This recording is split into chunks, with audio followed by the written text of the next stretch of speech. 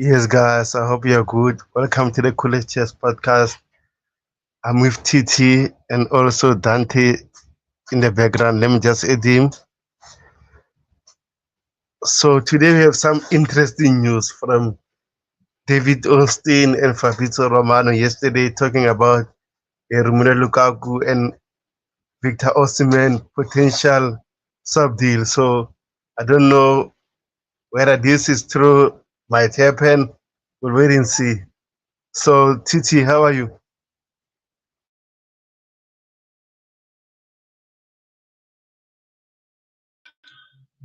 Big man, how's it?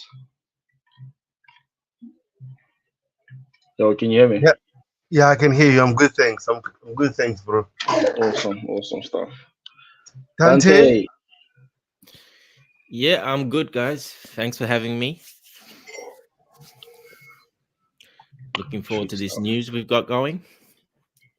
Yep, interesting stuff to go and start the stream with. I don't know about you guys, but yeah, it's quite interesting. But I'm not so interested. I'm not so excited about it. I don't know why. I don't know Look, why. I'm it's not so exciting. At excited. least we've got a bit of drama happening, so it's good. Mm, at the very least, we got some people talking. And if David Ornstein is saying this, then there gotta be some bit of truth to it. But I saw some Exactly. more news that the agent had denied the loan move to Chelsea, which I thought was quite interesting actually. Of course, he would. He wouldn't want a loan because he doesn't get paid if he gets a loan. If it's a sale, he gets paid way more. Yeah, for sure. There's got to be some sort of commission that he gets from the sale Oh, of overall. course. Yeah, they get once they sell, they get a lot. When they loan, they don't get much. But once you sell, there's a big. That was one of the problems actually. Why Chelsea put the deal off as well. The percentage of commission to the agent was very high. Uh, Obviously the fee, but the fee not so much. The actual wages and the compensation to the agent as well. The agents actually, I think he's got a couple of agents, some family member, I think, and, Interesting. and then the main agent as well, because that's what they usually do. These guys, they put family members as sort of agents, so they get paid as well once deals happen. But I yeah, we'll mean, see. See what happens.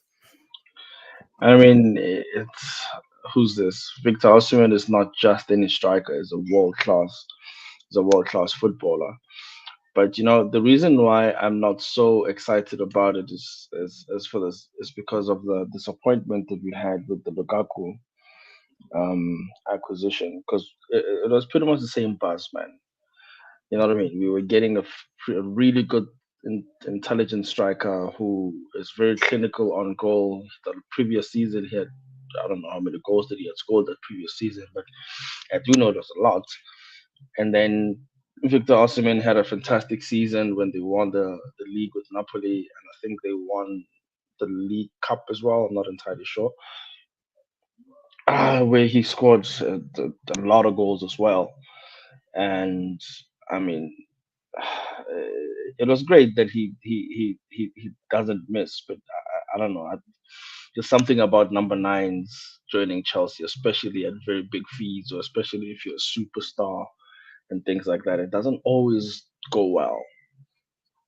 So I'm not that excited about it, but I hope it does work out because then one, it'll prove that Chelsea still have that pull to bring in quality players into the squad, and two, it would definitely mean that we mean business. We don't just want to sit back and say, look, we're confident and we are content with the squad that we currently have, and it's gonna be a pretty good acquisition if we actually do pull this off. But yeah, let's see how it goes. If it does happen, it's gonna be some exciting time in Chelsea, man. I think it's gonna be really good for us.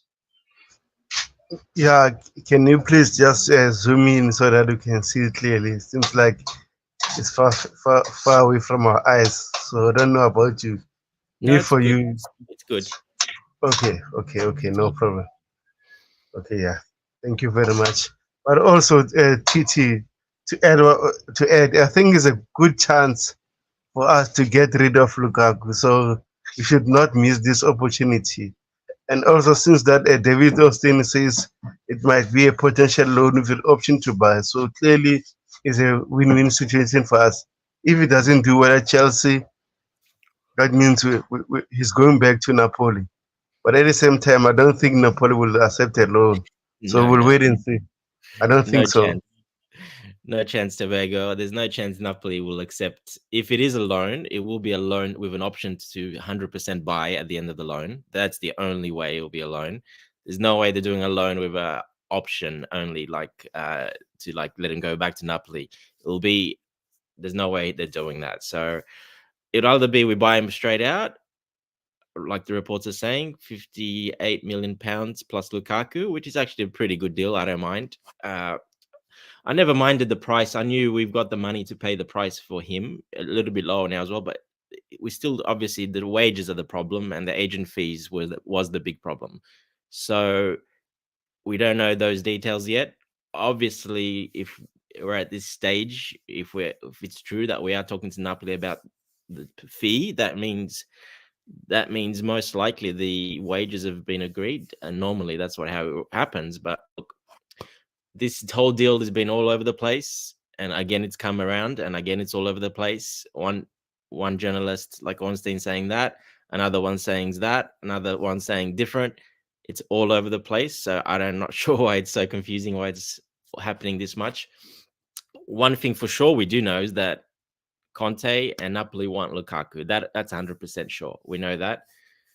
We know they really, really want him. So yeah, look, we'll see what happens, how this turns out. But yeah, I think there'll be still a few twists and turns, and this could still drag out for quite a long time. Yeah, let me answer. JC says, where's Jerry? My bro, I asked Jerry Z to come. He said it's not available, so unfortunately, it's not here. Yeah, I'm good, thanks. How are you? So, guys on the chat, let us know what you're feeling about this potential sub deal. Is it worth it for you guys, or do you see uh, Victor Osimhen failing at Chelsea? We'll wait and see. So, guys, please let me know on the chat what are your thoughts about this, and also please subscribe and like to the channel if you're new. I appreciate it. So, TT, so do you want Osimhen? No, I don't. I really don't. My opinion hasn't changed. Um, Not because he's not a great striker. I mean, he's a great footballer. Don't get me wrong. Um, it's just we have a bad reputation for for big name superstars, and especially on the striker front, we have a very bad reputation. The last what 10, 15 years, it really hasn't been that great for us. But if we do manage to pull this one off, look, we have had a few of them that just came in and literally took the league by storm. The last striker that managed to do that for us was Diego Costa, and Diego was not that expensive if I remember correctly. I'm not sure how much he was though. I'm not sure if he was over 50 million. I don't think he was though. No, 32 million. 32 million. 100%. And then we had Fernando Torres, who, in my opinion, I absolutely loved Fernando Torres at the club at the time that he spent with us. I love the fact that he was there with us, and I mean, he won us the Champions League, or rather, he was a big plus in the Champions League win or the Champions League victory. He did have a sort of successful spell with us, which is great. But then we brought in so many other strikers that did not live up to the potential that we thought that they would. I mean, we had Alvaro Morata, who was an okay addition to the squad. It wasn't fantastic for me, in my opinion. We had Radamel Falcao at some point. That was not a great loan. I think it was a loan spell. We had Alexandre Pato. I don't even think people remember that we had Pato in at Chelsea at some point. We had we have Lukaku right now. Man cost us over 100 mil, and we really have nothing to show for it. and now we want to bring another big name striker, and I don't know. I'm not too excited about that. But you know what I mean? Maybe I'm open to being proven wrong. I would love to be proven wrong if this does actually go through. I would love for him to prove me wrong. I would love for him to put in 20, 25 goals in the Premier League only to see if he really is worthy of the hype. Because I think that's what Diego Costa did in the first season. I think he scored about 25 goals or something, and we won the league, which was great because that's what we want. We want the striker that will always take their chances because we create so many chances. It's absolutely insane how many of them we create. So much so that Jackson missed more chances than he scored goals, and he still managed to bag what 15 goals, 16 goals. I'm not sure how many goals he ended up the season with. So we create so many chances, bro. If we can just get someone to put in at least 2 out of 3 chances that we create for that striker, that would be fantastic. It would be a very big boost for us. And I genuinely believe that Osimhen can be that guy. I'm just not so excited, to be honest. I don't know. JC is asking the forward line of Nkunku, Osimhen, and Palmer. Will it work? I think so. I think it might work. I'm not entirely sure. I don't know if it will work, but it just might. If this acquisition of Osimhen actually goes through, it just might work. Because Palmer can, I feel like Palmer can play with everybody. He's such an intelligent footballer. And if Nkungu was to remain fit, he can play pretty much any position. He doesn't necessarily have to play the left wing or anything like that. He's a fantastic footballer. But I don't know. What do you guys think? Dante, what do you think about the question that JC is just asking? Yeah, it depends who's going to play on the left side. Could be Nkunku, could be Jackson. Uh, yeah, we've got Mudryk, Sterling, obviously. Yeah, it's just a formation. But look, I did talk about this last night quite a bit, quite in depth analysis we did on the Chelsea perspective. We really got into it, put some stats up and some graphs and stuff like that. So we went quite into detail. I've looked into quite a bit. Look, I've always liked Osimhen, but I do have some reservations, some doubts about his style of play and how it would work in this system. Am I saying no to Osimhen? No, definitely not. If we get him, I'll back him, and yeah, great to have him, no problem. Especially if we can get Lukaku off the books, and the price is not bad, which it's not too bad if it's around the 58 million there, and Lukaku, that's pretty fair. It's not like spending 130 million, so I actually don't mind that at all. He's a world class striker. He did very well. The only thing I have the concerns with, like I said, is the link up play, the dropping deep, which Maresca and his system uses a lot.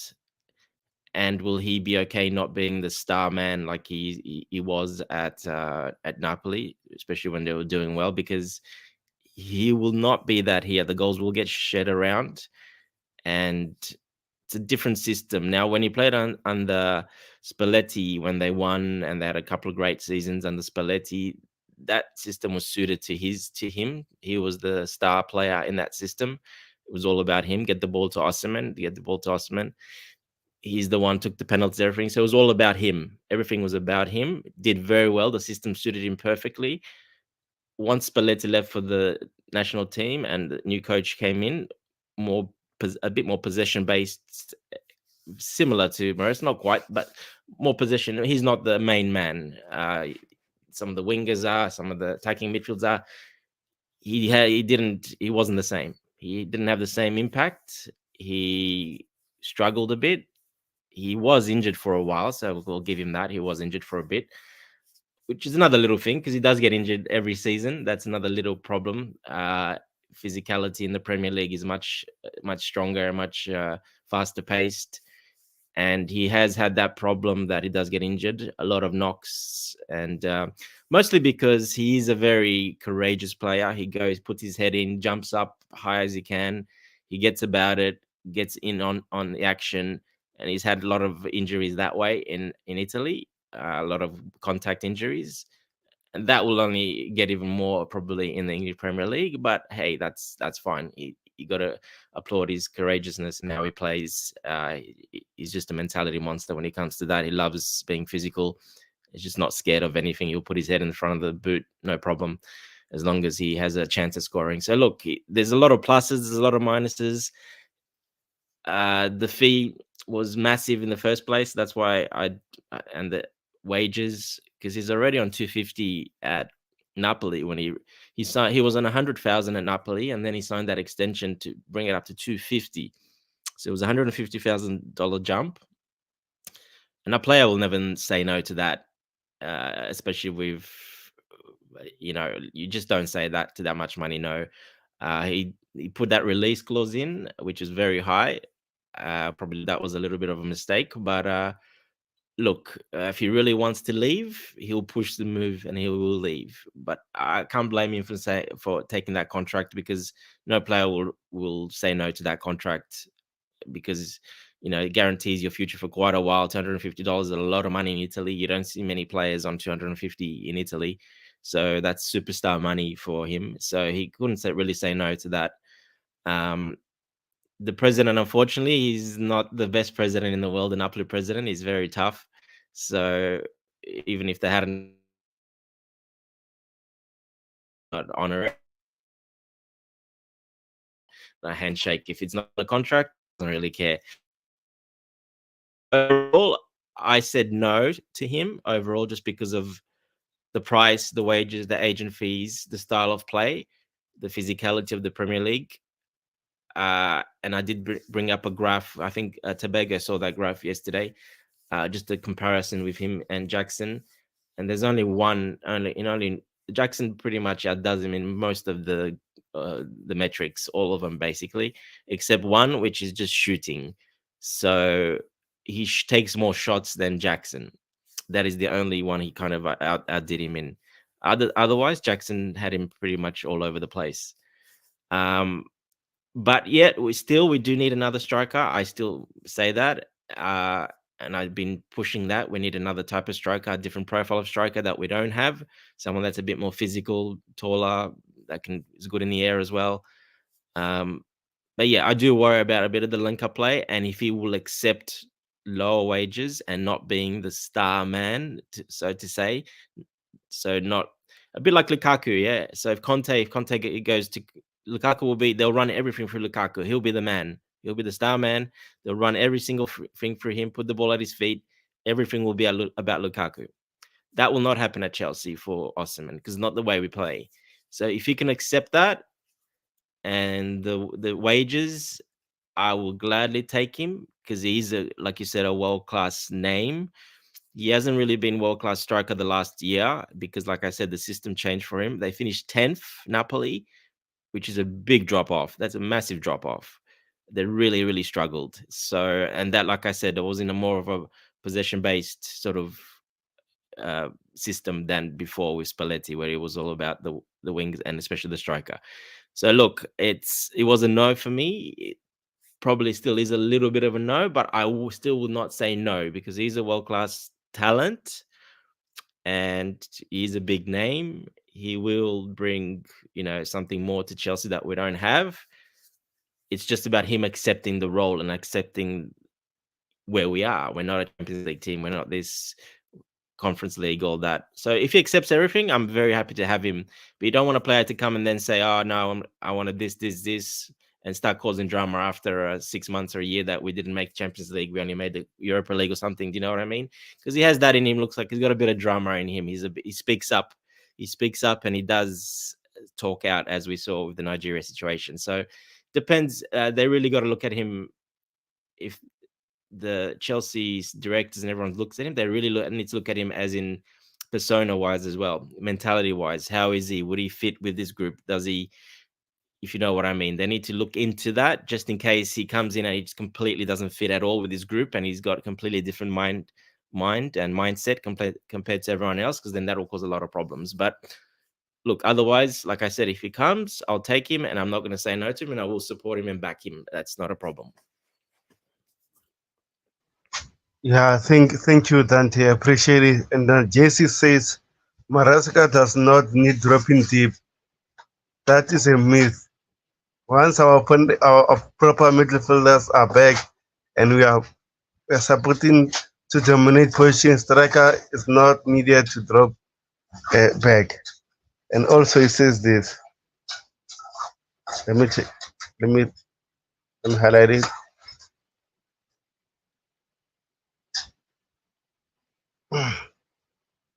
It says, and is not being paid from fans' pocket.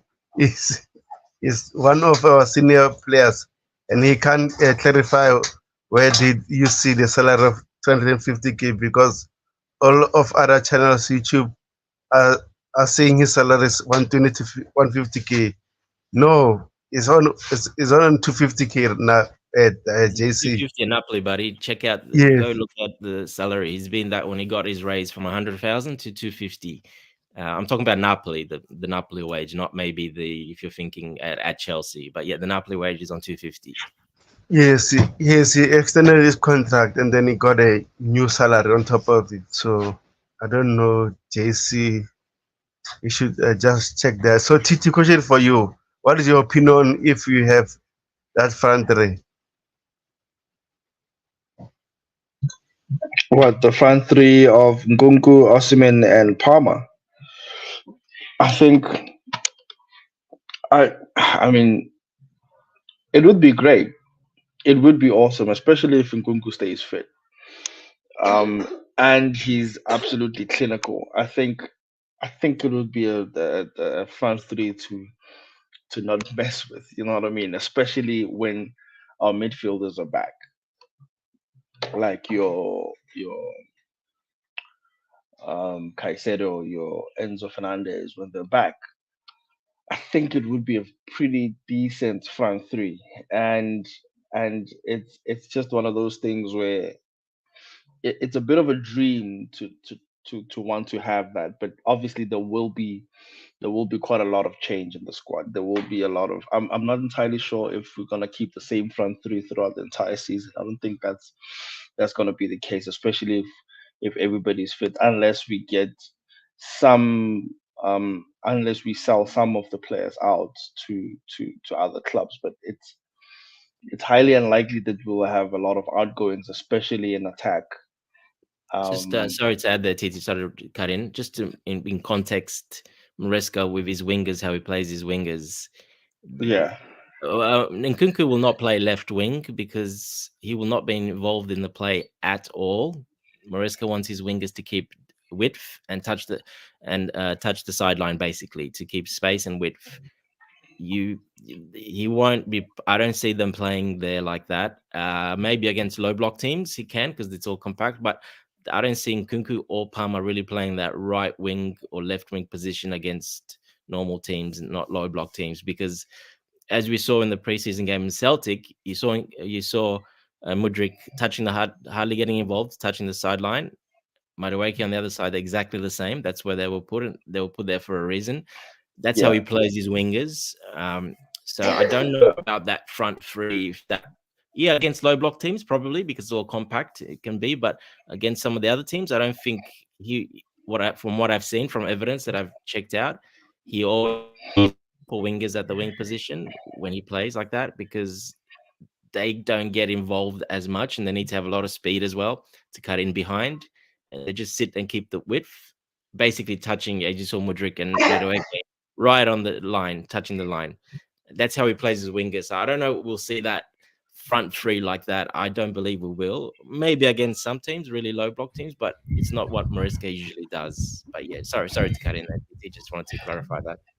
Do you think there will be a possibility of him switching things around, specifically with his wingers? Do you see that happening?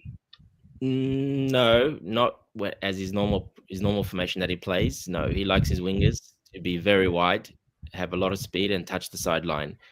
That's how he's played at Leicester, and that's what I've seen him play at other clubs as well. How he's done, he's that's his philosophy. They don't get involved in the play as much. They look for just keep the width and keep those open spaces for the midfield in the middle.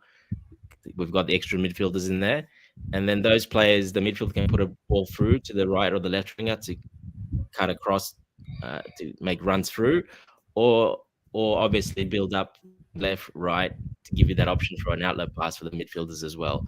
But that's what he usually does. And then the striker always drops back to the middle as well and links up with the midfielders to play with the midfielders. So at Leicester, Jamie Vardy, the striker he had, we know Jamie Vardy, you probably know him pretty well. He runs like it's all about space, running into space, runs, runs, runs. Mm. He completely changed his game. He said, if you want to start, you have to play very different. I want you to drop back into the midfield and link up with the midfielders so we can create that space in behind. That's exactly how he's played what I've seen everywhere where I've seen. And that's why I say with the Osimhen thing, Osimhen doesn't really do that. He likes to stay more and receive the ball. And Kunku, for example, which I would have as my main striker, I think that's where he would play if no other strikers come in. He does that. He's perfect for that role. Jackson's very good for that role as well because he does that very well. And then they can turn quickly and go and run. So that that's why Osman's not that good. But yeah, I don't see that. He would have to completely change his formation around and his philosophy to adapt to that front three. We were JC was saying. So I just don't see it happening that way. I don't see it. He's made it very clear, Maresca. Press conferences, interview. I'm not changing my philosophy. I'm not changing my system. I'm doing exactly what I've always done, and I am sticking to it. He must be pretty confident in his way of playing and his philosophy.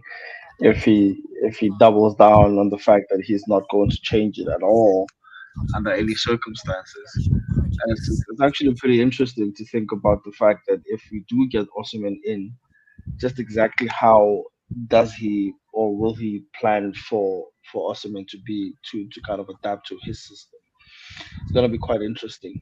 I don't Yeah, it will be know. interesting to see. Yeah, Yeah, it's gonna be quite interesting. I mean, the requirement that he had for Vardy at Leicester, what not many players could have gone and done that. But I guess Vardy is matured enough to be able to make that kind of yeah, system and he's change and to lost his be speed able a bit. to He's adapt. older. I don't forget what is he, He's 32, so much 34, I think older. now. So he's lost He's that speed much as well. much I wouldn't older. mind it. And So he's much mature, older. like you said. Yeah, so he adapted to it. He had to. He wouldn't have played otherwise. Yeah, obviously he wouldn't have played otherwise, but he's quite adapted. He adapted quite quickly to the system that Enzo had implemented. But it's in the same breath, should we manage to get Osimhen in and we actually do get him into the squad, it's also going to be quite difficult for, especially if he's going to be a season long loan with a buy option and not necessarily a 100% buy option, but should we manage to actually get him in, and because that's also one of my concerns in as much as I understand that this guy um Osimhen is a top class striker, we also have to put into account the profile of player he is. And obviously if we're going to talk about things like wages and things like that, I think the only players that are earning 200,000 and above is Reece James and Sterling. I'm Yeah, not sure who else is in that bracket besides those two, but those are the only two that I can think of right now. And everybody else, Chilwell's on 200, I and think. Chilwell also, yes, you're right. Also Chilwell. But that's because those are, well, for Sterling, for instance, that are the only way we could get him to join the team because he was already a superstar at Manchester City and was a proven Premier League um, winger, Wouldn't go as far which as is superstar, fantastic. but yeah. Well, no, I mean, I'd give him that to be honest, because he was quite clinical in Manchester City. I'm not gonna lie, and I love the way that he used to play at City. But he came over to us, and it was just a whole different ball game. And it's we I felt as though we depended far too much on him, and he never really reached the heights that he could have possibly done. Um, Exactly, and that's it. This will actually this system Maresca will suit. He goes back to what Pep did before. So this system will suit him. Doesn't have to get involved. He just sits out on the left wide, keeps the width. He's actually going to do very well in this system. It's what he had at Man City, basically. yeah. So if we do get Osimhen, I don't know. I can't. I really do struggle to see this happening. But yeah, at the end of the day, it is a top acquisition, and should you actually manage to get it done or to get it over the line, that would be very interesting. But again, It's a big I if am still. it is a big if, and I'm still not so excited about it, to be honest with you. I really am not excited about the fact that we have opened up the conversation again. I really don't think it's worth it. But if we do manage to get him, 100%, let's go ahead. Maybe we might find a way to slot him into the team, and he might be able to adapt. But that is also a big might. It's a big if. So yeah, I don't know. We'll most definitely Look, see. I mean, he's a world Yeah, class player, like you said, and like we both said, he should be able to adapt. Sure, It's that's the yeah. just expectation. I would like he should be to able to. hear. I would like to hear Bobby's opinion about this link, potential sub deal. So, Bobby, what is your thought about this potential sub deal and bigger, bro? I hope you're good. Hey, big up, guys. Big up, Bobby. Hi, Tobago. Listen, it's this whole Osimhen thing is intriguing me in that people are making some points which is hard to argue with. Um, I'm adopting this stance. First of all, we don't even know if it's going to happen. Who knows whether this is a smokescreen or whether indeed they are working on some sort of deal. You know, people are coming out saying that the Osimhen's agent said that the whole kind of loan deal is off the table and all that. So we're going to have the usual big transfer ding dong around this. Um, my position is just look, if the sporting directors have earmarked this guy as a striker that we need, then he will fit into the playing system. I don't, unlike a lot of people, from what I've seen so far, Enzo Maresca isn't adverse to playing several ways. He's not foolish. He knows that Chelsea needs to be able to be flexible sometimes. You can have a core system, but you must be able to do other things. Now, from the little I've seen, well, not little, I've been watching Osimhen a bit now, since ever since we've been linked to him. He can play with the ball. The good thing about him is that as a striker, he can drop deep. He can go to the wings sometimes, which he does. And of course, he's the centre man. He's strong, good with his head, and so on. He is a useful player to have, and he will certainly add to our attacking options. I don't think it is wise we do what we did last season and just have one player uh, uh, in the striking position, and that's it. You know, then we start depending on him, struggling with him. Yes, Nkunku can play there. Yes, Jackson can play there. Nkunku can drop deep, play the 10, play 8. Jackson can play left wing as well. And I think he can probably drop centrally. Then we've got the likes of Cole Palmer, who will definitely occupy a lot of that 8 stroke right wing position. I mean, the permutations are wonderful, really. So my opinions aren't that strong about him. I'm just waiting to see what the club's opinion is. One thing they have made abundantly clear is that they're not going to splash stupid money on him. So if he comes, he has to fit somehow within the wage structure. What will help him to earn to be perhaps one of the sort of higher bracket of earners would have been one, if he comes on loan, and two, the fact that Lukaku would be going the other way, um, and some of the savings we've made on wages, they may decide to bend things a little bit. But I have to say, they're not making those savings in order to throw the money away. They're making those savings to stay very much further in the account in black situation. So it's an intriguing position, and one that I'm watching quite interestingly. Um, Coach, came up with something I saw on X, which I thought was interesting. I mean, it's just typical of Chelsea. You be running around, everybody talking Osimhen, Osimhen, Osimhen, then suddenly Omeridion appears. So that's why I'm watching this with keen interest. Yeah, Bobby, but if you sign Samu Omorodian for asking fee that they want at Atletico Madrid, which is I think is 70 plus million, his release clause over signing Victor Osimhen. Ah man, I'm going to be Well, angry because that if guy they is get if they get Omeridion, they're not going to be spending that sort of money. They would have done a deal. That's the point I'm making. They're not going to yeah, spend.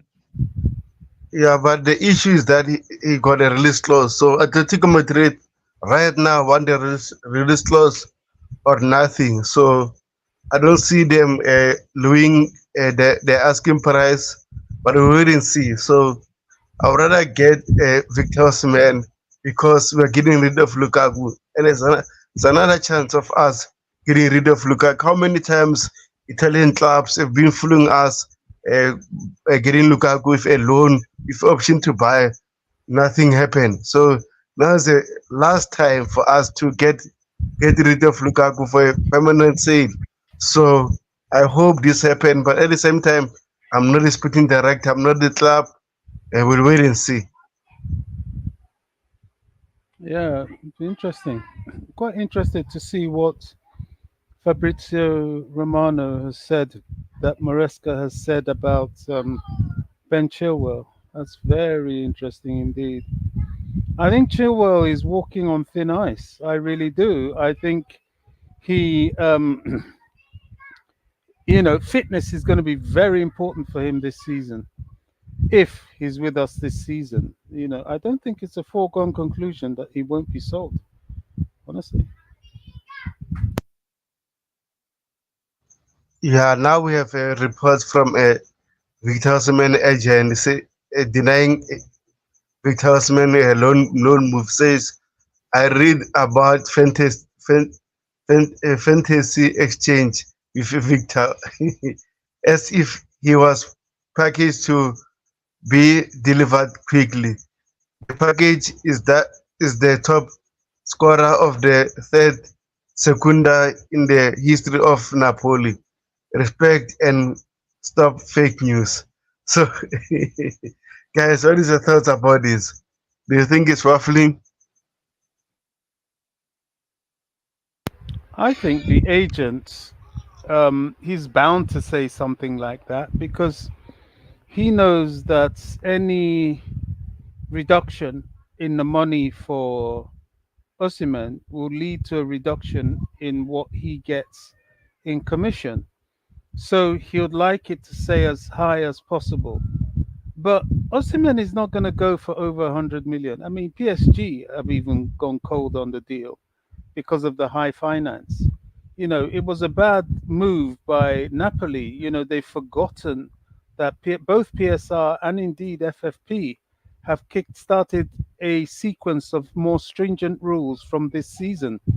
The 70% rule has kicked in for PSR, and next season, added to the 70% rule, will be the algorithm that creates a salary cap. So clubs aren't willing to blow big money.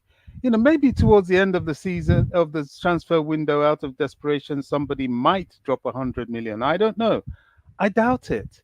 You look at people like Newcastle upon the fact that they are owned by Saudi Arabia. They can't do any deals. They have to sell before they buy. So it's a different territory now. That's why all these Chelsea fans that are getting upset, oh, we're not buying this player.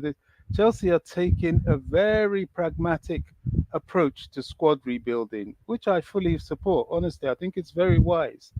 So the Osimhen situation is a soap opera in progress, but the agent try as much as he can. He's going to have to accept a little bit of a cut in the money he wants. It's just the reality. Yeah. So, Tichi, what about you? What is your thoughts about sorry, not Enzo Maresca, Victor Osimhen agent respond about a loan move? I'm of the same sentiment as the other two gentlemen. It's exactly the same thing. I mean, look, he's only looking out for himself. No agent or nobody that represents a big name striker, much like Victor Osimhen and even Romelu Lukaku, from the time that he was going out on loan. I'm pretty sure they did not want that to happen. They would rather go for a straight big money sale to ensure that they do get a huge amount of commission. And I mean that's precisely where the money is for them. So they wouldn't like to lose out on such huge money when they know how much exactly they could get out of it.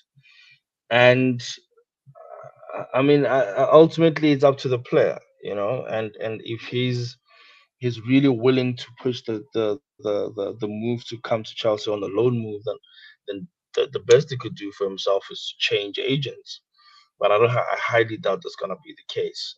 And I mean, look, even the comment that he had made, this package is the top striker of the third Scudetto in the history of Napoli. I mean, respect and stop fake news. Come on, bro. He's a bit touched by the fact that this is the news that have come out, and it even came out of David Ornstein, who's a very trusted source. So for him to say that it's we need to respect and stop fake news. This is coming from very respectable sources, and we are inclined to believe those sources whenever they bring news. I mean, even how often does David Ornstein even tweet? So to even think about things like that and put those in perspective, and the fact that we really want to get rid of Lukaku, and it could because and also because Napoli is really looking forward to getting Lukaku into their squad, and they have absolutely no plans for Osimhen. This very much would be possible, but we as fans and people that are on the outside that are watching these news are more inclined to believe um, the more reliable sources than the agent that would come through and say that it's fake news when we know for a fact that they're only looking after their own interests. So, if fake news or not, I only believe it if it happens, and that's a big if. And even if it doesn't happen, I still won't be disappointed because uh, my opinion still hasn't changed. So yeah, I don't think much of it except for the fact that he's only looking after himself.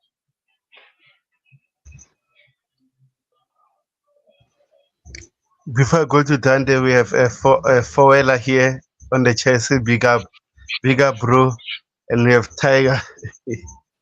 Tiger comments is laughable. It says, "Please don't show me the Fabrizio Romano post. It's disappointing. I mean, show the Austin tweet. That's more comforting."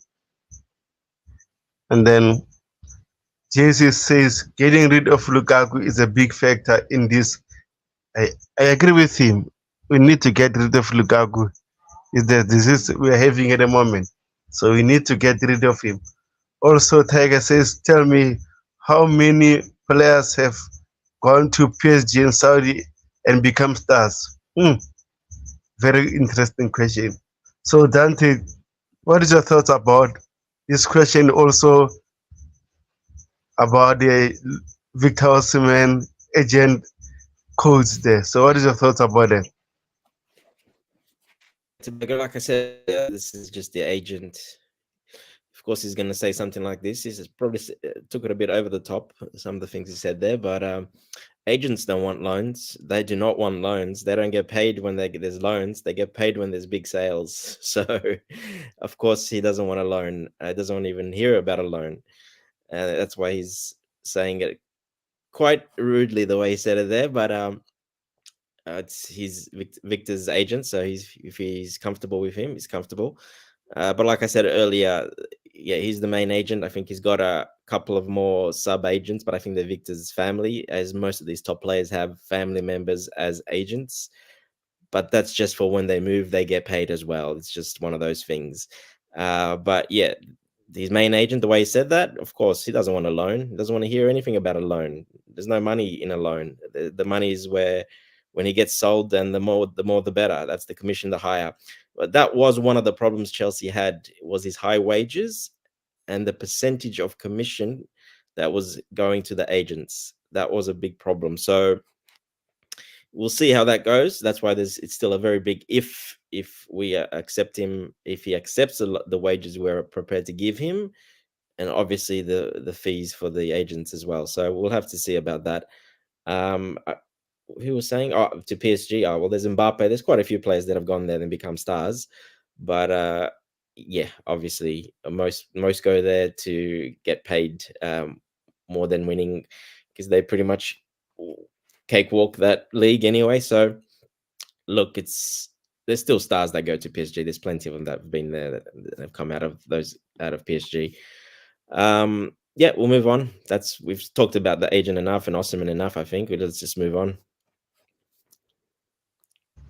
Yeah, I agree with you. And then we have an exclusive from Fabrizio Romano. Says Atletico Madrid and Chelsea are now in direct talks for Conor Gallagher deal. Says negotiations underway for a package worth around 40 million add-ons included, requested by Chelsea. Conor Gallagher on top of Atletico Madrid list revealed in May. Now getting close. I mean, so we'll start with you. What is your thought about Conor Gallagher potentially going to Atletico Madrid? Yeah, I mean, everyone knows what I feel about Conor Gallagher. I think um, he's not a world beater, but I think he's very integral and important to a team that wants to win something. I like his endeavor.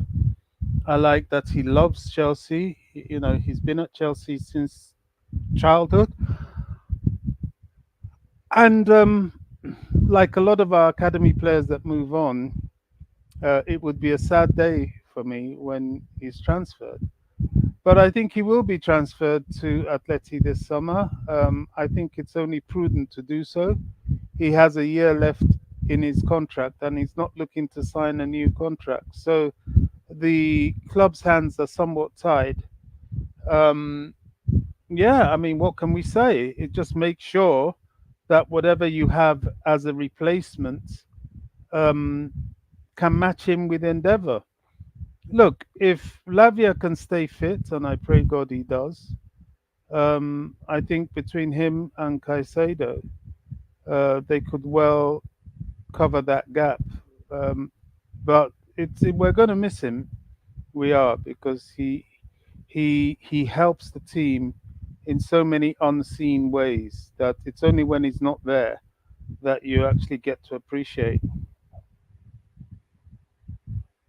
Yeah.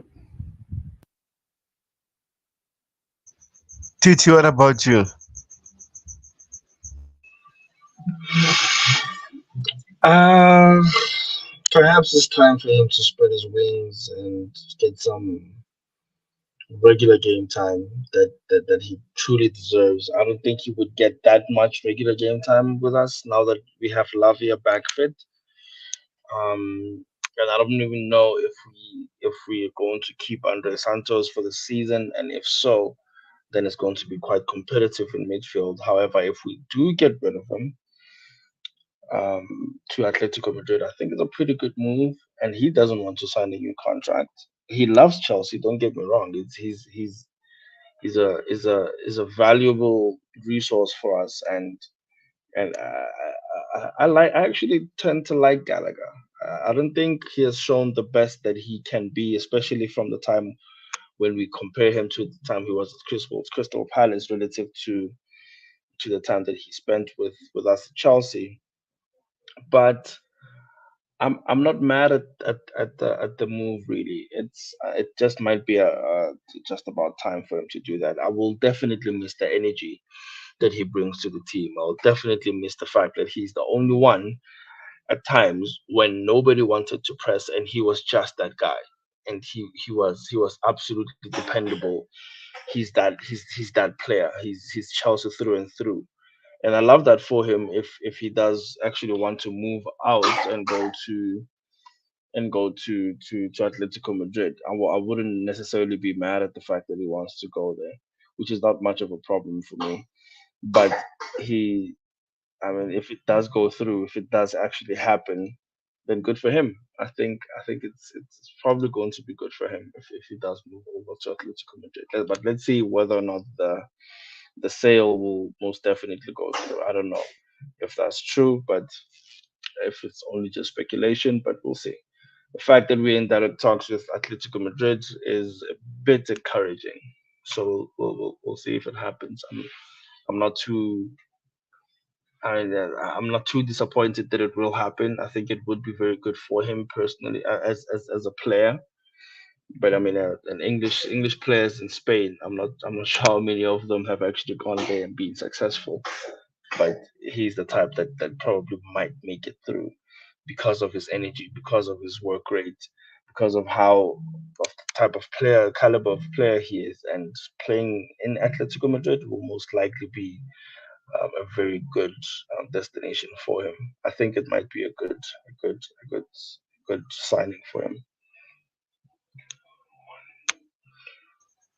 Yeah, I agree with you. I think Conor Gallagher is a type of player of Diego Simone who likes that kind of midfielder, gives him energy in the game. So that's why they sold Saul against to Seville. I don't know whether it's a permanent deal or a loan. So they need someone there who can play that Rodrigo de Paul when he's not available because it seems like Rodrigo always is on an injury list. So they want someone who can replace him and start for them when they need him. So man, I'm on 50-50 here because at the same time we saw what Conor Gallagher did for us last season, and then we haven't seen him under Enzo Maresca. Maybe we should have got a clue whether he might do well or not. But at the same time, if him and the club are not finding an agreement in terms of a new deal, I think the best way we should sell him and then get some money from him rather than uh, him leaving next season on a free transfer, which we don't want. We need every cent. So we'll wait and see, guys. So before I move on to Dante, I would like to read some comments. JC says the deal is indeed complicating and nowhere near. Here we go. It's just speculations, but good discussion. And then he says this about Conor Gallagher. He says, I would have loved to see Conor Gallagher play under Maresca. I realized that he was do, doing all the running because coach asked all to do it. There is a definitely possibility of a good player in him. I agree about that. So we'll wait and see. But at the same time, it seems like it's going. And if it happens, I wish him all the best. So Dante, what is your thoughts about Conor Gallagher leaving? Yeah, pretty much spot on. The contract is an issue. Obviously, the club and him are some way apart in that contract. For what I was reading and looking at, he wants 200, and the club's not willing to give him sort of more than 120. So that's where they are. And if they don't reach a thing, he needs to move on. Like you said, we can't have players sticking around and then losing on a free. It's just not. It's not good for the club, not good for the player. It's not good for all parties involved. Under Maresca, if you wanted to see him under Maresca, I've always said Conor Gallagher is a great squad player. As a starter for me, no, never a starter, especially in where our ex played him in the number 10 position. That was not the role for him. He did struggle there. Besides pressing and running around and pressure, he couldn't do much. He couldn't assist. He went like nearly 20 games without without assisting or something, or scoring a goal. And then at the end of the season, I got a couple, 5 goals, I think, or something, a few assists. But it's not the position for him. He needed to be playing much deeper. And finally, when he did move in deeper, he did much better because look, he doesn't have to worry about getting the ball at his feet, turning around, head up, putting players through, shooting well, doing this. He didn't have to worry about that side of the game. He had just worried about running around, causing pressure, tackling, defending, and doing the pass here and there, but mostly it was sideways back. It wasn't progressive because he's not very good at running with the ball. So look, I don't mind if they can agree. I don't mind. I've always didn't mind him to stay as a squad player. He's an awesome player to have to come off the bench if we're winning, to come on, shut the game down. Perfect player to bring on. He's perfect for that role. For starter role, under our ex, yeah, probably still would be, but under Maresca, I do not see him being a starter in this team, just because of the positions we play and how he's not good on. He's not good at dribbling. Uh, he's not good at quick passes. He's not a very overly technical player. He's got a bit of technique, like all players have to, but he's probably one of the ones with the lowest technique. So that is very important to Maresca. So he will not fit as well into this new system.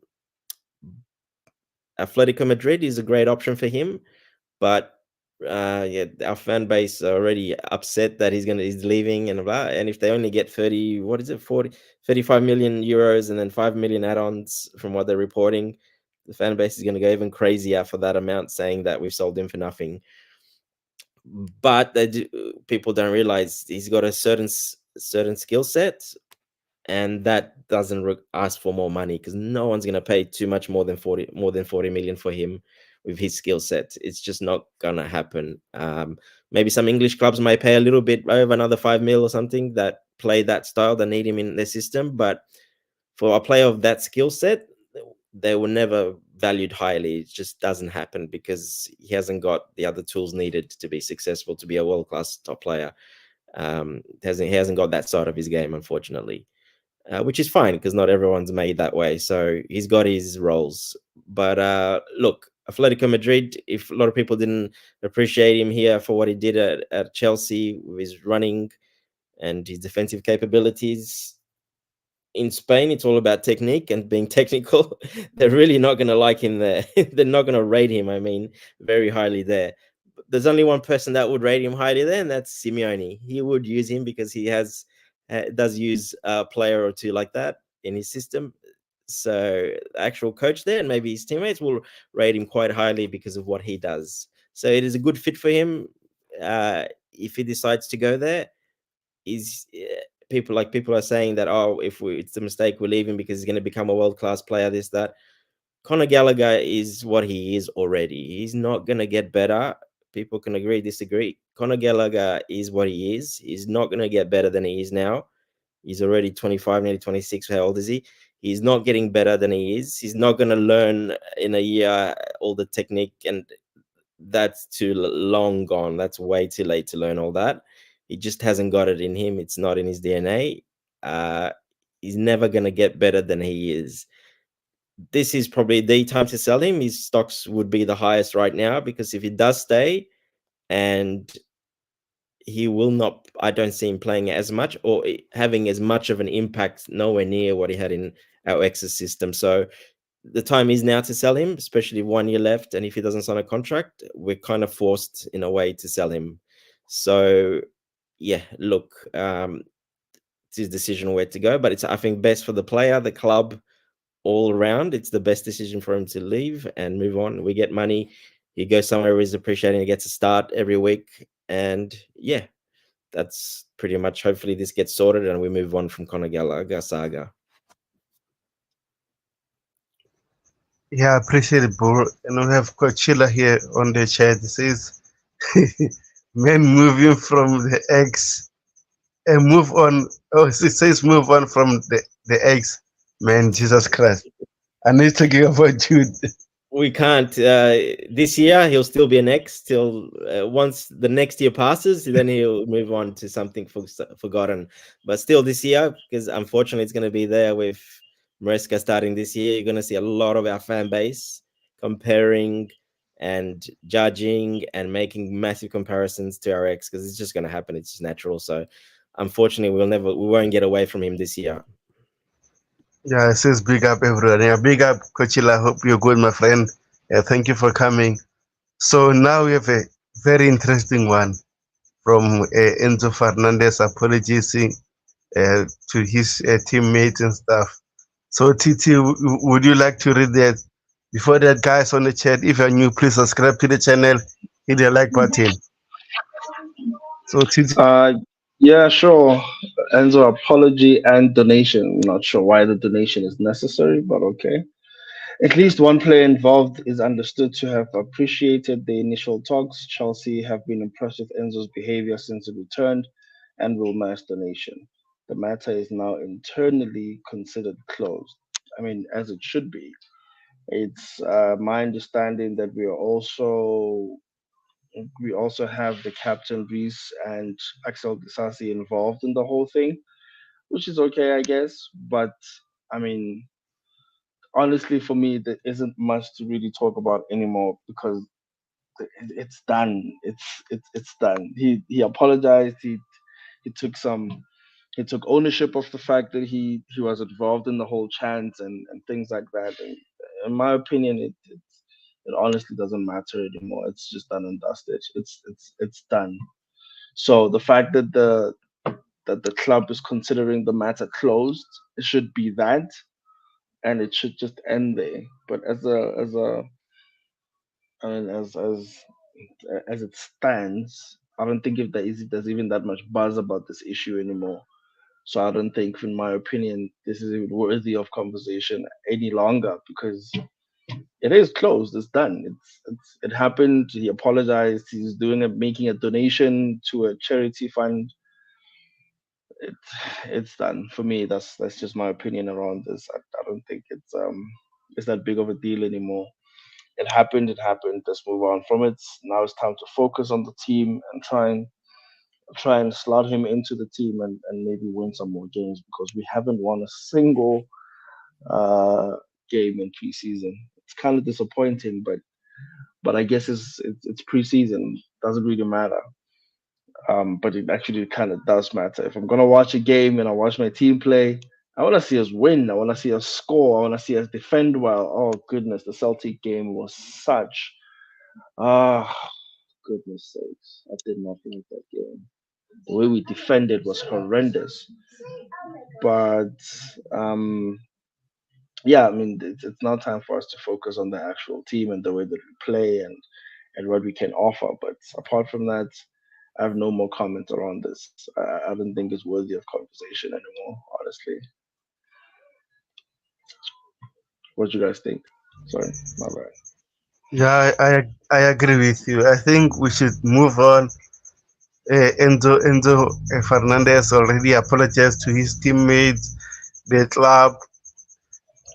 So, man, we can't keep on thinking about this over and over again. This season for us is one of our biggest seasons. We need to progress from last season. We need to challenge for the top four. We need trophies. So we don't need this negative comments around the club. And also, what I don't like now, it's all about Enzo Fernandez. What about the rest of the players who was on the bus? That's my biggest issue. But like I'm saying right now, I think we should move on and trust everything what is happening in the club. And I hope Chelsea players will forgive Enzo Fernandez because if they don't forgive him, that means there's no harmony there in the club. So hopefully they're going to build a good relationship again. But it might take time. But at the same time, I think we need to put this behind our back. And Enzo's still young, so he need to improve from what happened. But at the same time, like I said, not him alone. Everyone was in on that bus. So Dante, what do you take? Yeah, exactly. And even the way Chelsea Dodgers wrote that there, I just don't appreciate how a lot of these content creators are doing this. Why did he need to put at least one player appreciated. Like, how do they know that, and why did they need to put that? Just, I mean, seriously, they don't. Case should be closed. Exactly right. It's done. They apologized. Those players can either forgive him or not. It is what it is. That's internally, and i- we should just be moving on. But they just keep adding a bit more to it, saying only one player agreed to that. Why? How do you know one player? Like, that's just crazy the way they're saying things. But anyway, look, he's done the donation. He said sorry to. He's done all he could. The club have actually matched his donation, which is great to see. They're handling it great. Um, it should be 100% case closed and move on. He'll learn from it. Everyone should learn from it. If it happens again, then yeah, of course, 100%. But like you say, he's still very young. So, uh, and every single person on the bus was singing, absolutely everyone. So it is what it is. Case closed. Move on.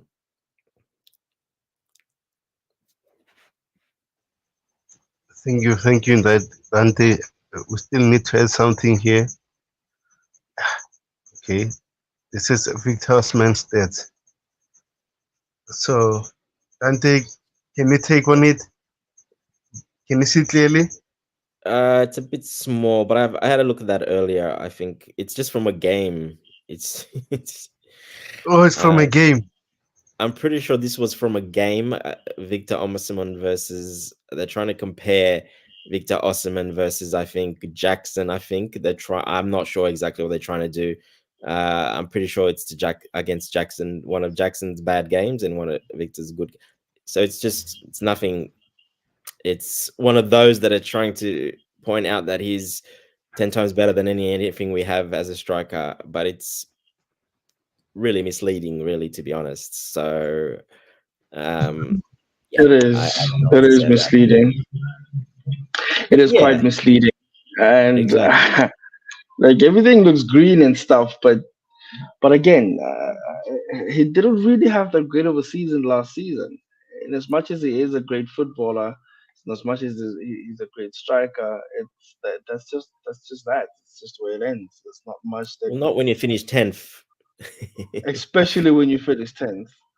They have a And very good squad. They have a very good look. It's on the other players too, obviously. A lot yeah, of the other players struggled as well. But this, for me, this was down more to the system.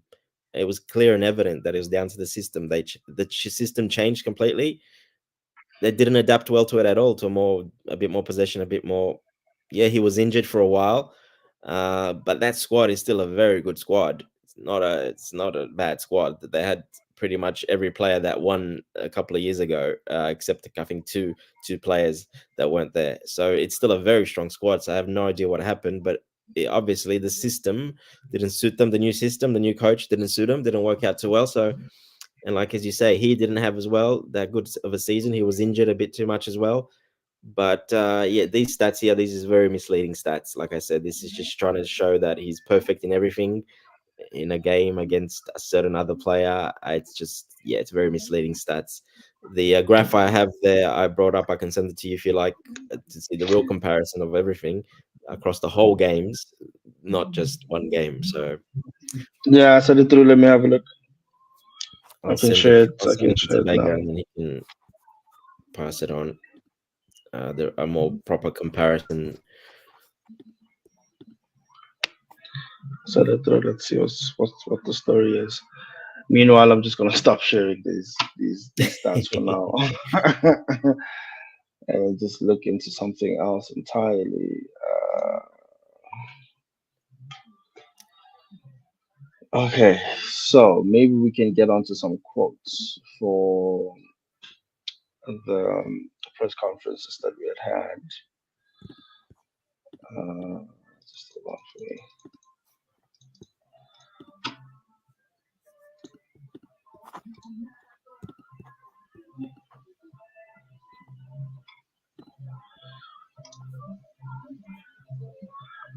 JC says the only graph he wants to see is his conversion rate. Interesting. I think that is also worthy of Yeah, sharing. conversion rate. Look, he's nothing special on the conversion rate. He's uh he's sort of average. He's nothing too special on conversion. Like I was saying, I sent to Bego that one, so he'll probably send it to you hopefully. Yeah, look, even on the conversion, it's not that high. He's an average, sort of average.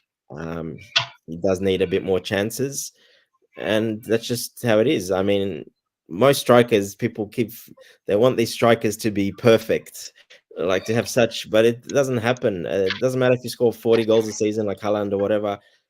Conversion rate, even his conversion rate is not good. It's not good at all. So, look, it's very. If it's better than Jackson, I think it's very much the same. I have to bring that one up. I saw it a week ago. I don't know where it is. I'll have to look for that one. I think it's pretty much the same as Jackson. Maybe a touch better if I remember right, but it's pretty much on par. But it's just the actual how much shots he takes. He takes way more shots than Jackson. He's much more involved in that part of the game.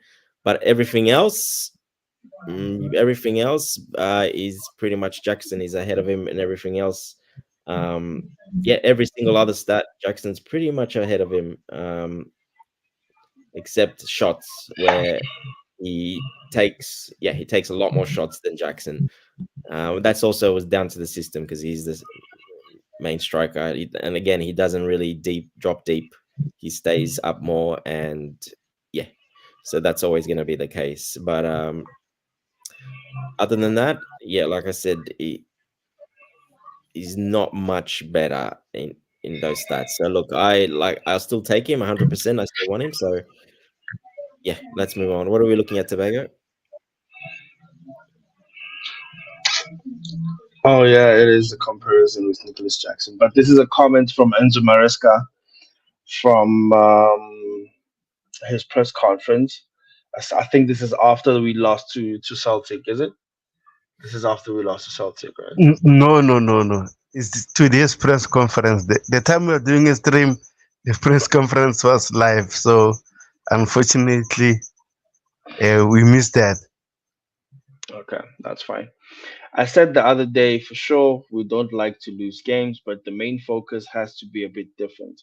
We started 2 or 3 weeks ago. Our focus has to be on seeing the team improving every day. I mean, good point, I guess. Basically that's what every Chelsea fan would love to see. That is that is all that I would love to see. Honestly, I'm not gonna lie to you. It's constant improvements. What I saw against Celtic was not nice. I did not like seeing that at all. So if we can see some sort of improvement on a day to day, especially after the games that we had played in preseason so far, I mean the high line is not working so far. I'm not sure if it's because Wesley Fofana and them have come from long injury periods and they need some time to adapt again to the to the way that Enzo would like to play, but it's not great. It really wasn't great the way that we conceded, especially I think it was the second goal, if I'm not mistaken. Fofana, you could hear who's this guy, the goalkeeper. You could hear Sanchez. Sanchez literally screaming at Fofana to stay to get in position. And I mean, we still conceded that goal. It was a very poor goal to concede. But yeah, they totally outplayed us. I did not like watching that game. As soon as we conceded the third goal, I just went to sleep. It's like there's no way I'm gonna watch more of these things. And then I saw that we won a penalty, and then Kunku scored the penalty. We still haven't created a clear cut opportunity. Well, we didn't create a clear cut opportunity against Celtic, and I think it's quite telling that was the story there. But yeah, I wasn't necessarily that hyped about that game. I didn't think it was nice at all. But yeah, this is what you sent Dabuho Yep, earlier. that's the one. Yep, just a bit more better, proper comparison, not just one really bad game and against a really good Yeah, game. This is overall. It looks like Jackson had a much better season. Well, except for the Yeah, yeah. shots, of course. Where's the conversion? I don't see conversion So for this the for is the so this is what we're looking at here. This is Victor Osimhen in a more possession based like we have now, like pretty much our formation now, much closer yeah. to what we have now. So this is what Jackson did, obviously, and last year. But even Jackson, these numbers won't be. I don't won't be quite the same because we are the system's going to be a different. Even for us, let's not forget our ex played a very open and expansive game. The midfield was Mm. completely open. There was so much space everywhere to run into for the opposition, but for us as well. So even Jackson's stats will be a little bit less, in my opinion, with under this new manager. Even Palmer, to be honest, I still think Palmer's stats are going to be very different as well because of this new system. So yeah, so just bear that in mind as well. But yeah, even so, it's still, I mean, it's still a whole season. We still got a bit of a comparison there. What we're looking at, the important one there is obviously Victor Osimhen does lose a lot of the ball. He's not as good as a close dribbler as people say. Like I've looked quite a bit. He's good dribbling in space, but not in tight spaces. So against low blocks, against English teams, it's going to be a bit tougher. As you see there, he lost a lot of balls. He really turns it over a lot. Yeah, so he turns the So ball he's not nearly as good as Jackson is at dribbling. He no, can't nowhere be. near. No, no, he's not. No, can't be. Jackson is No. really good, man. I love Jackson. And that's the I thing. love Jackson. Yeah. Oh, So good. Victor is more of a nine, even though he's got some attributes to be quite fast, athletic. He's pretty strong. I mean, he's not the strongest guy in the world because he's not that big. He's just tall and lean, so he's not that strong. He doesn't weigh that much, but his mentality is strong. He plays like a strong player, which helps him a lot and gets him in trouble because he gets injured a lot as well. But um, yeah, look, for a more possession based game, yeah, those stats will be even lower. So yeah, because he's more of a nine that likes to sit up more. He'll go a bit left, a bit right for Napoli, but mostly he's in the center up forward. So, and that's why those stats are like that. He's not going to dribble like Jackson. He's not going to do that like Jackson, nowhere near it. Jackson's much more of a technical player than Osimhen with the ball close to his feet and dribbling and stuff like that. So yeah, look, I just wanted to bring that up just to sort of have a look at a comparison, a bit more of a better comparison than the one we had up there because that one was very misleading. Tobago just Mm. wants to sell Osimhen to us. That's why. So he He loves Osimhen. He would do anything loves for Osimhen. Osimhen. Yeah, he He does. He wants absolutely him in loves tomorrow, hundred Osimhen. percent. Yeah, I mean, he's been His pushing his for this dream forward Osimhen. line would be Osimhen and Lukaku, two strikers up front. I honestly don't see how that would work, but he dreams of having Osimhen play for us. He's been talking about him for the last 3 seasons, Yeah, which is and insane. like I'd love to have him too. I don't mind having him. Yeah, yeah, I just hope he accepts what he's coming into, and if he accepts that and doesn't want to be like he was, then that's fine.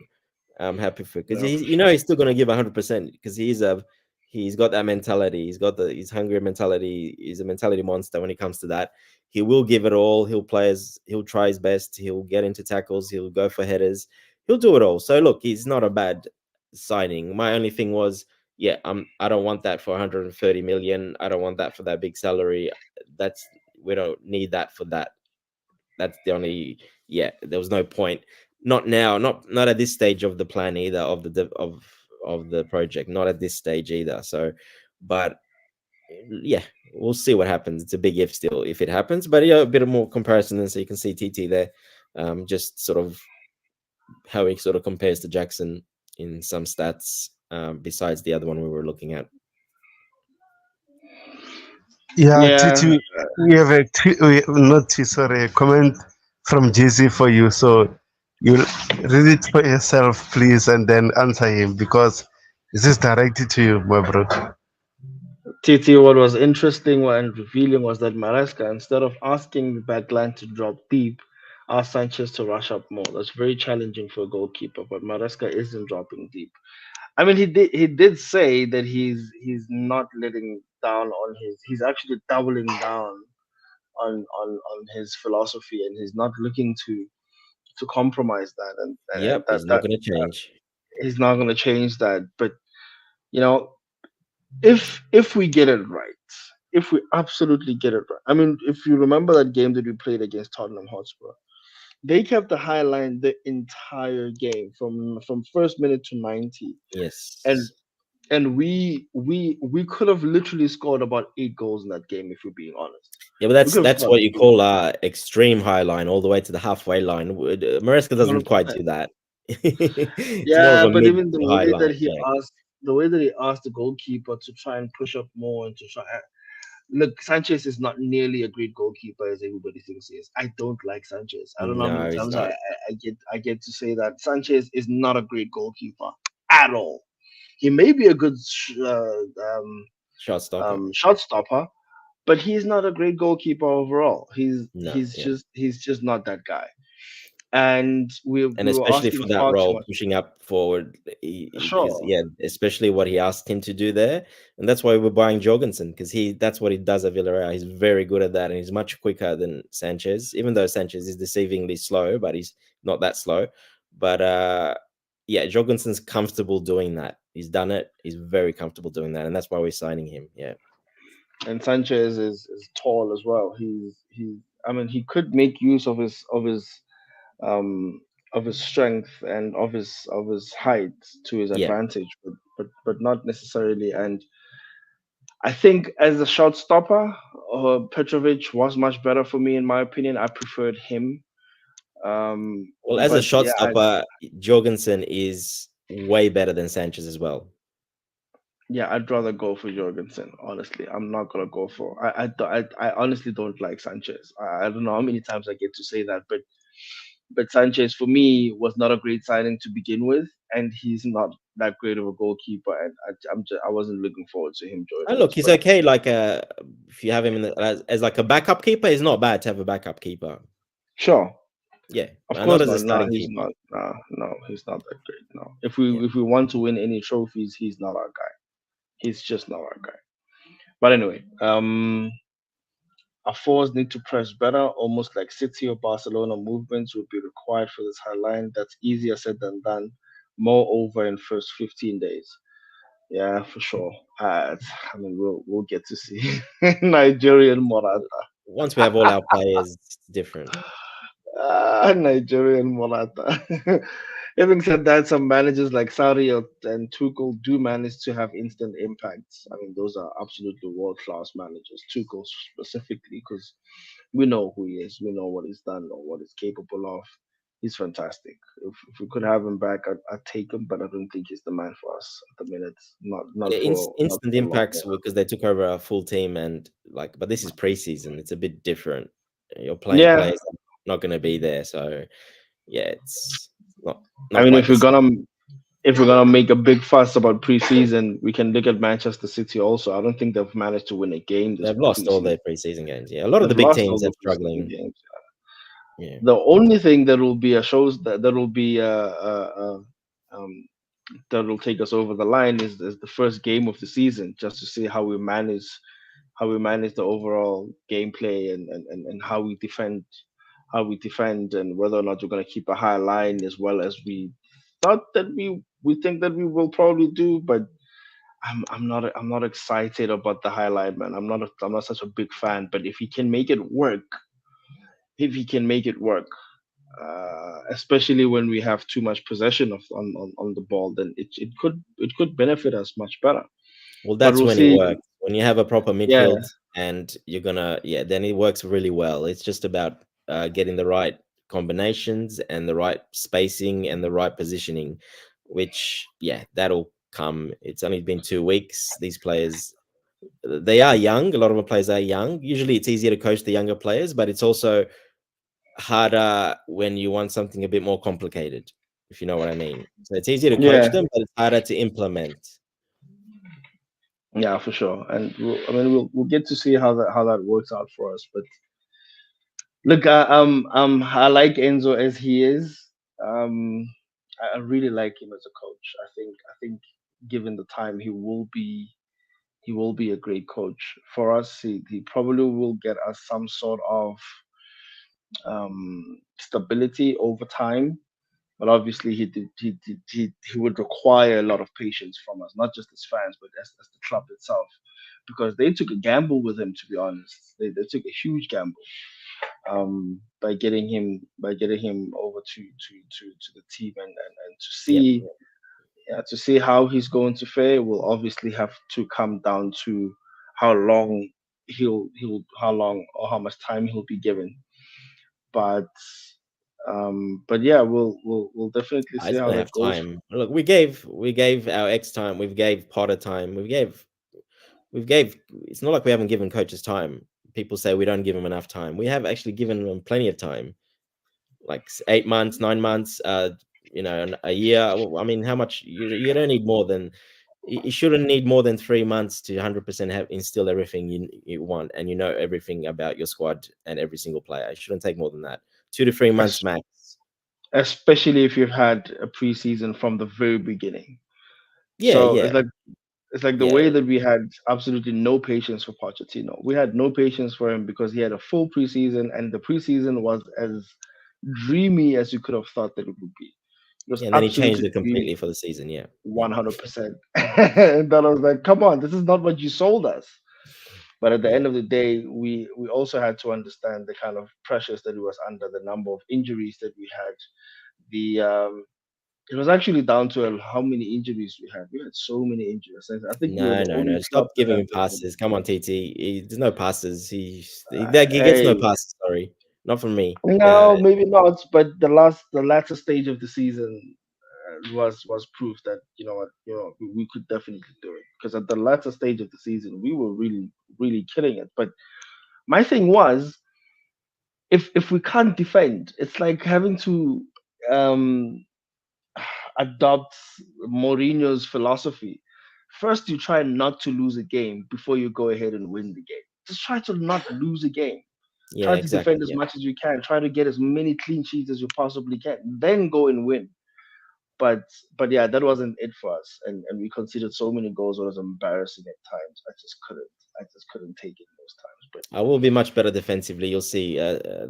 He's gonna, yeah. Once he's gonna work on the defense and then the midfield, and there won't be those spaces in between. We're gonna be much better defensively. That I can tell you, guaranteed. From now, we'll be much better defensively. Don't look at preseason. Don't worry about preseason now. But you'll see that later in the preseason. It's gonna be much tighter, much better. Yeah. Once our midfield, we had no midfielder against Celtic. He experimented with trying to play Nkunku in the attacking eight and Carney in the box to box eight. Well, that was the mm, experiment. They would never play there normally because he won't. They won't play there. We just had no other midfields. He just wanted to look at them, see if they can do those roles, and that's what he's done most of the preseason. Look at that. The first 2 free games of preseason, I never take much looking at because a coach always just wants to see the players he has available, and that's usually the ones that are going to go on loan to make a decision or not, and the ones that need minutes. And usually the proper starters, only start playing a little bit later. So yeah, not to worry about it. Especially with not a World Cup year, a Euro year as well. Let's not forget it's a lot of football for these players. So especially for the ones that made it so far in the tournament. So yeah, they'll come back a little bit later. That's a bit of a it's good that they won, but it's also bad because they're not there with the team just coming in now like really late. yeah, we'll see how far that goes. Let's just give it a bit more time, and then yeah, most likely we'll see whether or not that will benefit us in the long run. But yeah, I'm not too concerned about preseason. It's just I don't like seeing us lose. I'm not gonna lie. I don't care if it's preseason or if it's an actual league game or Yeah, something well, else no like one that. wants to see us I don't lose, but like to see us lose. you got to take a bit of a lot into context. That was Celtic's final preseason game. Their season starts like it was 6 or 7 days. That's their final preseason. They're already up to scratch. That was their first 11 starting 11 players starting. Yeah, I mean, we'll see how far that goes. They Let's had a see. preseason already for a month. They've been training and working. Yeah, so a big difference. Like you got to look at those little things like that because that's important. Because yeah, they were and Maresca was experimenting with some players at a position in positions they don't play normally, just to have a look at some other players. He didn't really worry too much about the front end. He was more about the midfield and the defense. And yeah, we had no Yeah, midfield because of those two really attacking players playing in in a a role that midfield role. requires you to go back as well. But they didn't go back at all. So Yeah, we'll see how far that goes though. But yeah, yeah, still preseason. Not too much to worry about. no, Yeah, Maybe once we start, getting goals in, it's gonna get much better. Sorry, the what you were saying. no, it's fine. We have a blue bot analysis says it's that time of the year. Yeah, big up Jersey. Hope you're good, my friend. It's been a while. And then we have a comment here from JC says Petrovic cannot do that job of rushing forward, being part of the back line, or play out of position. Petrovic needs somebody like Silva along him.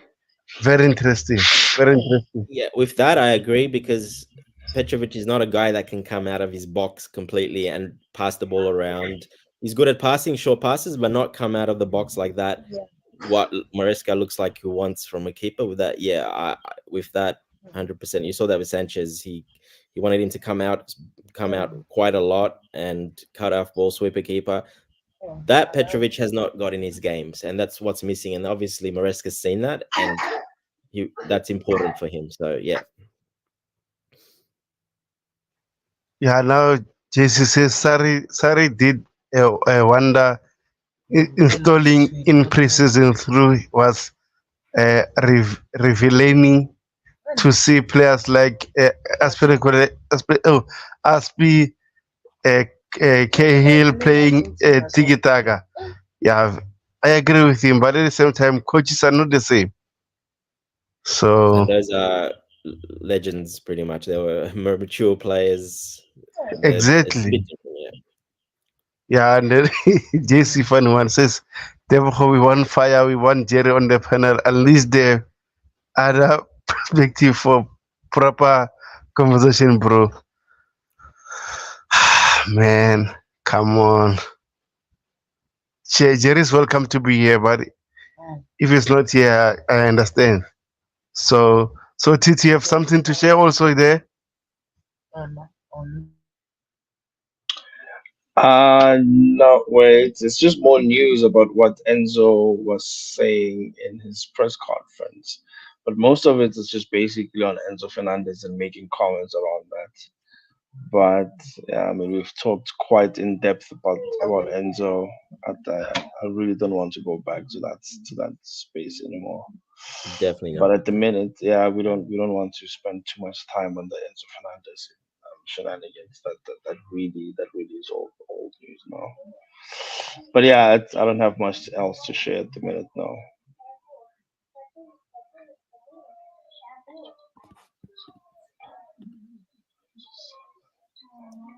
We can't hear you, Sebago. Yeah, he is muted. Oh, sorry about that, guys. I think we reached end of the show.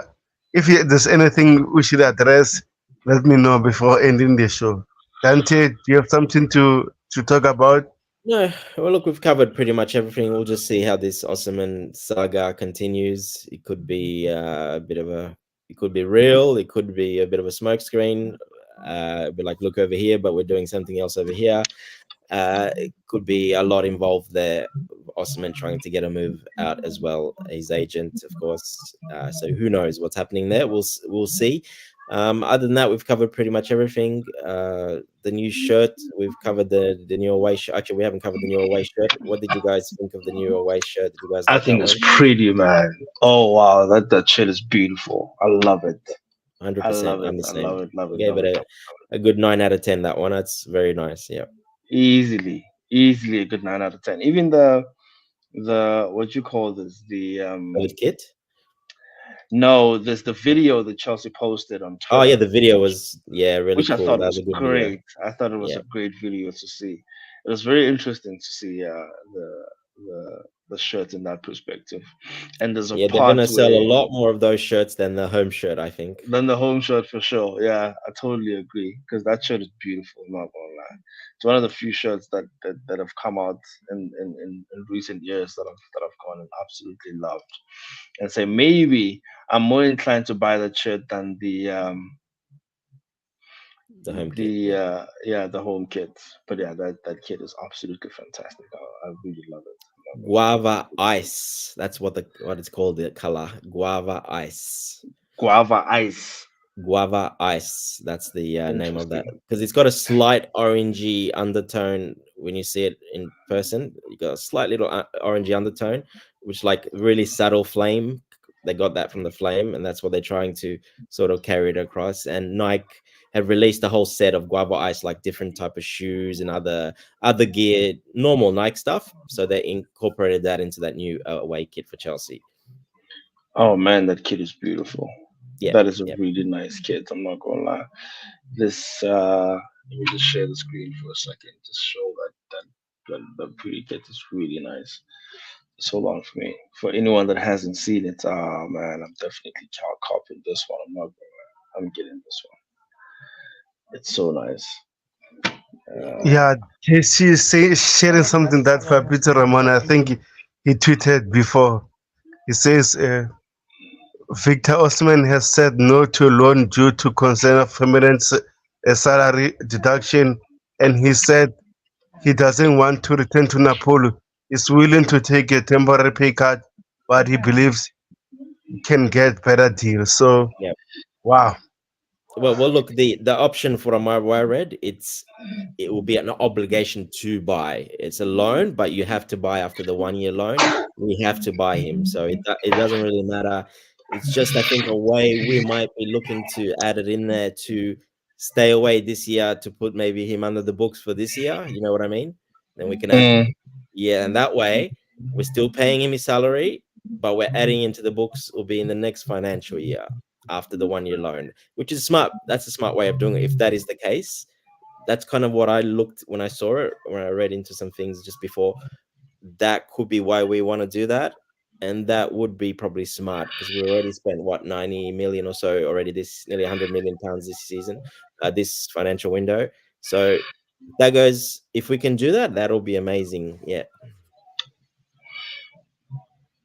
yeah, we should. I mean, if that's the one that's like pretty much acceptable, then for sure we can go for that. But yeah, I don't know. I'm still very We know they're going to iffy push about for the whole. let's be honest, they're going to push for a sale because that way Napoli gets the money now and his agents get paid now. But also, let's not forget there's signing fees always when you sign a player. So Yeah, Osimhen will get more money up front now as well. yeah, for sure. Hey man, look at that kit, bro. Oh my goodness, wow. Looks great. Yeah, I love it. I love I don't know that if you can kit. see. It's got a slight little orangey. It's hard to see, but if you see it in person Yeah, at the shop, I saw it. Yeah, it's got a bit of a no. Even actually where it's white, it's got a yeah. light undertone of like orangey sort of. Yeah, they're calling it like a really light flame. Like it's a very light flame. Yeah. Let's see if we'll be able to see it properly on the Yeah, you won't be actual. able to see it in these pictures. You have to zoom in really close to like if you have someone in the pictures, it's hard to see. You won't see it too much. But it's very, very, very subtle. I wish they did that with the home kit as well. If they did those flame really, really subtle, it would have looked probably much better, I think. Yeah, I don't. I'm struggling to see the orange that you're talking about. Maybe I need to see it It's in just a tinge. store. Like the white is not actually white. It's a tinge. It's called guava ice. The color that's Nike's new color, and they've incorporated into that to add it uh, to the Chelsea kit. Yeah, it's because it's not actually white. Yeah, it's a very very light shade of like a orangey Orangey. guava. You know the guava color, like the inside of a guava. That color, sort of pinky Sure. orangey. Yeah. That looks pretty though. I'm not gonna lie. I'm gonna cop this one for sure. Yeah, even the I'm third kit, gonna cop I it. love the third kit as well. The black with the fluoro pink and that. I actually like that one as well. That looks really good. Seems the Yeah, away kit and the third kit are much better than the home kits. Yeah, look, it grew on me a little bit. I gave it a 4 out of 10, and then I moved up to a 5 out of 10, and now it's gone up to a 5.2 out of 10. It's growing slowly, slowly. The more you see with the players, but it's still not. It's look, it's a different taste completely. Some people love it. Bobby, for example, Bobby was on earlier. Absolutely loves it. He's reckons it's one of the best kid he's ever seen at Chelsea for a long time. The one he hasn't bought a shirt for like 12 years, and this one he'll buy. He reckons it's that good. Well, let's hope so. But yeah, this Yeah, so blue flame is different not tastes, working for different me. flavors. Yeah, it's what it is. But yeah. Yeah, this blue flame thing is not working for me. That's for sure. It just isn't. But anyway, cool stuff. Yeah, we've gone through pretty much everything, including the new kit, which is absolutely beautiful. But yeah, anyway, I think it might just be time for us to adjourn. Uh, well, maybe if you have some more comments that you would like us to read for you, then we'll probably go through Ye- that Yeah, before we go. unfortunately, Siaka came late, A little bit but late. Big up, Siaka. big up Siaka. Says hello, everyone. At the coolest Chelsea podcast, my fellow Chelsea Football Club lovers. Bro, you came late, but I understand. Sometimes we got up busy with other stuff, so hopefully you will be early in the next stream. So, like I said, thank you everyone who took their time to come here to watch the show. I appreciate it. Also, if you're new, please subscribe to the channel. Those who have time, please you can still watch the show and the previous shows that we watched.